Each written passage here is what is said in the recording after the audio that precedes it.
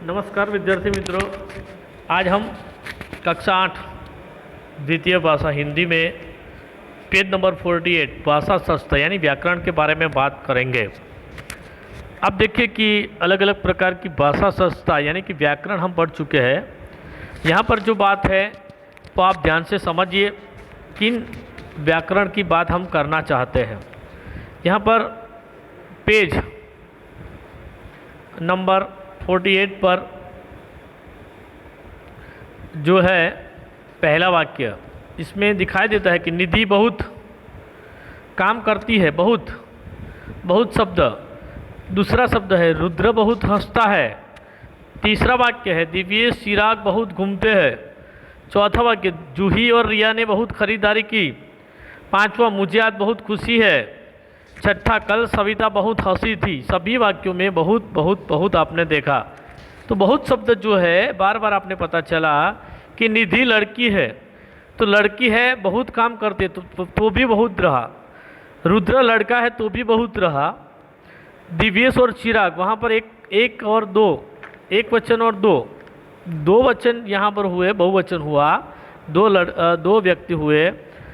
और तीसरे में लड़की और दूसरी लड़की जूही और रिया ने बहुत खरीदारी की। मुझे आज बहुत खुशी मिली। कल सविता बहुत हंसी थी।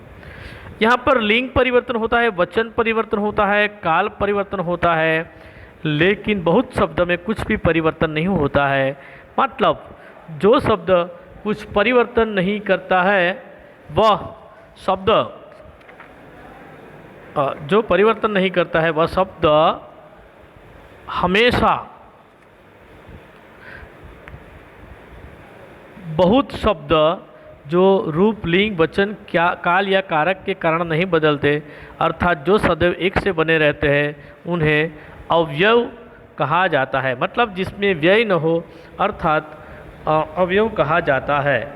अवयव कहा जाता है मतलब इस ओके विद्यार्थी मित्रों, आप लोगों ने अलग अलग प्रकार के 6 वाक्य देखे जिसमें बहुत शब्द, बार बार बहुत शब्द का प्रयोग होता है। हमने देखा कि बहुत शब्द में कोई परिवर्तन नहीं होता है, चाहे उसका लिंग इंग्लिश मतलब जेंडर, चाहे वचन यानी सिंगुलर या प्लूरल, काल यानी टेंस, मतलब इनमें सब कुछ बदला, लेकिन बहुत शब्द में कोई परिवर्तन नहीं होता है। मतलब यहाँ पर ये नियम बनता है कि जिन पदों के रूप, लिंग, वचन, काल या कारक के कारण नहीं बदलते, अर्थात जो सदैव एक से बने रहते हैं, उन्हें अव्यय कहा जाता है। व्यय, अव्यय, अ शब्द मतलब निषेधवाचक है। व्यय मतलब विकार या परिवर्तन न हो, उसे अविकारी पद कहा जाता है। मतलब जिन शब्दों के रूप, लिंग, वचन, काल या कारक के कारण नहीं बदलते, उन्हें अविकारी पद कहा जाता है। मतलब ગુજરાતીમાં કહેવાય જે શબ્દોના લિંગ, વચન, કાળ, સમય ના બદલાય અને એક જેવા રહે, मतलब જેમાં વિકાર અથવા પરિવર્તન ન થાય એવા અવિકારી પદને અવ્યય કહેવામાં આવે છે। अव्यय,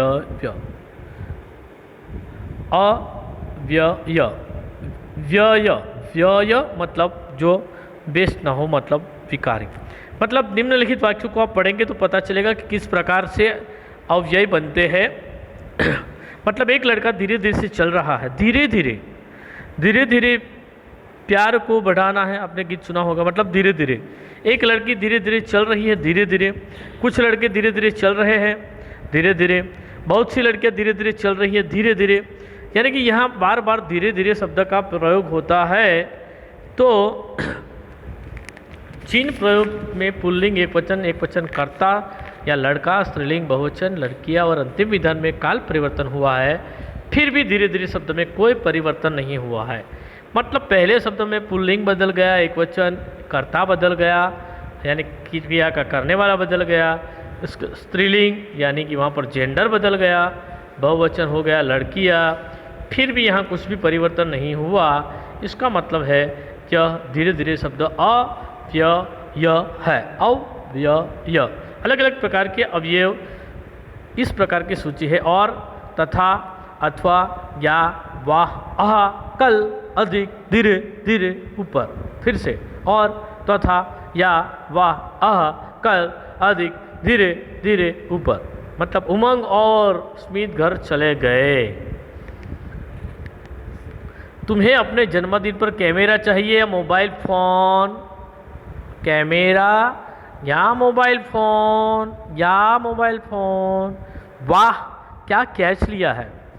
दुर्योधन तथा कर्ण में गहरी मित्रता थी। दुर्योधन तथा, वह तेज दौड़ा। तेज मतलब यहाँ पर और, तथा, अथवा, या, वाह, आहा, कल, अधिक, धीरे धीरे, ऊपर, ये शब्द जिसे अव्यय कहा जाता है, मतलब इस प्रकार के अवयव माने जाते हैं। और हम आगे देखेंगे अब व्याकरण में आगे का पेज नंबर, आप देखिए जो व्याकरण यहाँ पर आगे बढ़ रहे हैं हम, उसका नाम है भाषा शास्त्र, पेज नंबर 54।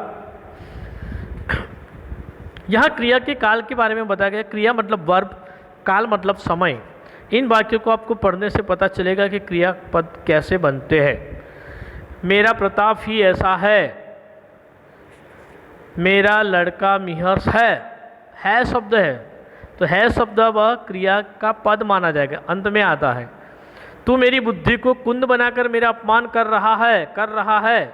तुम्हारा बाहर आना खतरे से खाली नहीं, फिर भी तुम बाहर आ गए। तुम्हारा बाहर आना खतरे से खाली नहीं, फिर भी तुम बाहर आ गए। अंत में है, रहा है, आ गए। वह खान के भीतर रहता था। उनकी लोहा दादा की एक चपत से तेरी सारी शान चपत हो जाएगी। दादा की चपत, अगर एक स्लैप, एक थप्पड़ लगा दी तो तेरी सारी शान पट्टी चपत हो जाएगी। मतलब यहाँ वाक्य के अंत में 6 वाक्य, वह रात में पढ़ाई करेगा। जहाँ पर है आता है, मतलब दूसरा वाक्य में, वाक्य के अंत में जो शब्द लगता है क्रियापद है। वाक्य के अंत में आने वाला शब्द क्रियापद है मतलब वर्तमान काल। तथा कर रहा है मतलब क्रिया स्पष्ट हो रही है। यहाँ पर है तथा कर रहा है, यह वर्तमान काल के वाक्य है। It is sentence of present tense. कोई भी क्रिया चालू है, जारी है, हो रही है। It is continuous means we can tell it is present tense. Means तीसरे चौथे वाक्य में आ गए, रहता था, आ गए, तथा, रहता था।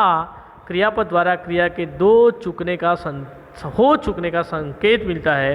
क्रिया का काल या भूतकाल कहलाता है। वर्तमान काल जो क्रिया जारी है, चालू है, शुरू है, हो रही है, वर्तमान काल प्रेजेंट टेंस। भूतकाल मतलब जो क्रिया हो चुकी है, मतलब भूतकाल मीन्स पास्ट टेंस। पांचवें तथा छठे वाक्य में लड़की उनकी लोहा दादा की एक चपत से तेरी शान चपत हो जाएगी, वह रात में पढ़ाई करेगा। जहाँ पर क्रिया भविष्य का बोध कराता है। भविष्य मतलब फ्यूचर, फुटूरे, फ्यूचर टेंस मतलब क्रिया के 3 काल होते हैं। वर्तमान काल, क्रिया जो हो रही है प्रेजेंट में, उसे वर्तमान काल कहा जाता है। भूतकाल मतलब पास्ट टेंस, भविष्य काल मतलब फ्यूचर टेंस। मतलब क्रियापद के अंतिम अंश इस प्रकार से बनते हैं। एक गाने में सभी काल आ जाते हैं। एक शिक्षक हिंदी की क्लास में पूछा कि वर्तमान काल, भूतकाल और भविष्य काल का उदाहरण बताइए। It is one joke for your grammar. तो एक लड़का खड़ा हुआ और उसने गाना गाया, 100 साल पहले मुझे तुमसे प्यार था, आज भी है और कल भी रहेगा। 100 साल पहले मुझे तुमसे प्यार था, आज भी है और कल भी रहेगा। आप देखिए कितना सुंदर उदाहरण है। 100 साल पहले मुझे तुमसे प्यार था मतलब पास्ट टेंस। आज भी है मतलब वर्तमान काल प्रेजेंट टेंस। कल भी रहेगा मतलब भविष्य काल। It is one joke but you can understand how tense. वर्तमान काल, भूतकाल और भविष्य काल। है, हैं, हो, हूँ वर्तमान काल है। लड़का खाता है, लड़के दौड़ते हैं, तुम आते हो, मैं बोलता हूँ वर्तमान है। आ, ए, ई, था, थे, थी भूतकाल है। आ चुके हैं भूतकाल, लड़के आए थे, भूतकाल लड़की आई थी। मिहर्ष बैठा था, भूतकाल लड़के खेलते थे। भूतकाल लड़कियां जाती थी पढ़ने के लिए पाठशाला में, लड़कियां पाठशाला में पढ़ने के लिए जाती थी। भूतकाल गा गे की गो भविष्यकाल, यानी कि तू कल गा अथवा गाएगा, लड़के गाएंगे, सुनीता गाएगी। मतलब इस प्रकार से जो भविष्य के बनते हैं वाक्य, इसे भविष्यकाल कहा जाता है। क्रियापद मतलब वाक्य के अंत में आने वाला शब्द। क्रियापद એટલે વાક્યના અંતે આવનારું શબ્દ છે। હત અને હશે, વર્તમાનકાળ, ભૂતકાળ અને ભવિષ્યકાળ, પ્રેઝન્ટ ટેન્સ અને પાસ્ટ ટેન્સ અને ફ્યુચર ટેન્સ, આ ત્રણેયમાં છ અને હ ધાતુના રૂપ લાગે છે, એટલે છે હતા, હતી, હતું, હતા ગુજરાતીમાં, એમ હિન્દીમાં હે, હૈ, હો, હું, आ, ए, ई, था, थे, थी, गा, गे, गी, को भविष्यकाल। मतलब वर्तमान काल, भूतकाल और भविष्यकाल के अंत वाक्य के अंत में आने वाले शब्द को क्रियापद कहा जाता है। रजत गा नहीं रहा था, कविता बना रहा था। था मतलब भूतकाल, हाँ भैया अब मैं तेरी बात मानूंगा। मानूंगा मतलब भविष्यकाल, फ्यूचर टेंस। मैं मौन रहकर तुम्हारी सेवा करना चाहता हूँ। चाहता हूँ मतलब वहाँ वर्तमान काल, प्रेजेंट टेंस। तुम्हें देखकर मेरा हृदय शीतल होता है मतलब वर्तमान काल। मैंने किताब खरीदी मतलब आई परचेज्ड बुक, भूतकाल, परचेज्ड मतलब मैं किताब खरीदूंगा। I will buy, I shall will buy, भविष्यकाल। मैं किताब खरीद रहा हूँ मतलब वर्तमान काल, वर्तमान, भूत और भविष्य।